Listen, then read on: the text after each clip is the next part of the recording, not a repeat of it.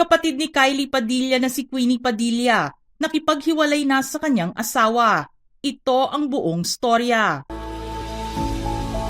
Inanunsyo ng kapatid ni Kylie Padilla na si Queenie Padilla ang kanilang hiwalayan ng kanyang Pakistani husband na si Osama Mir.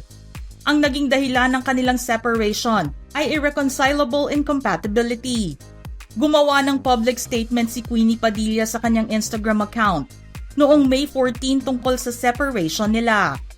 Ayon kay Queenie, "Assalamualaikum. After much thought and consideration, I have decided to separate from my husband due to irreconcilable incompatibility. This decision wasn't taken overnight. It has been years and months of trying to work things out." Dagdag pa ni Queenie na, "I will always have love, honor, and respect for the father of my child. He's a great father and responsible human being. Although life has taken us on different paths now, I will forever cherish the 11 years we've had together." Nagpasalamat naman si Queenie sa kanyang mga fans para sa kanilang suporta at humiling siya ng privacy at katahimikan habang pinagdadaanan niya ang separation nila.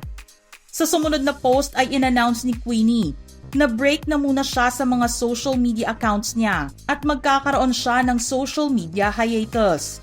Ayon kay Queenie, "Thank you for all your prayers and support. I will be going offline starting tomorrow." Bago mag-offline sa social media si Queenie, ay nagbahagi siya ng Instagram story kung saan ipinakita niya ang kantang Fix You ng sikat na bandang Coldplay. Si Queenie Padilla ay ang anak ni Senator Robin Padilla at Lizelle Sicangco at ang nakatatandang kapatid ni Kylie Padilla. Ikinasal si Queenie kay Osama Mir noong 2012, isang taon bago lisanin ni Queenie ang mundo ng showbiz, para i-embrace ng buong buo ang Islam. Nagkaroon sila ng anak na babae noong 2017. Naging pribado ang buhay ni Queenie matapos magpakasal noong 2012. Sa katunayan ay kinumpirma lang ni Queenie na may asawa na siya noong 2015 at hindi pa niya ipinapakita noon ang mukha ng kanyang mister. Hanggang sa ngayon ay wala pang reaksyon ang mga kamag-anak ni Queenie sa hiwalayan niya sa kanyang asawa.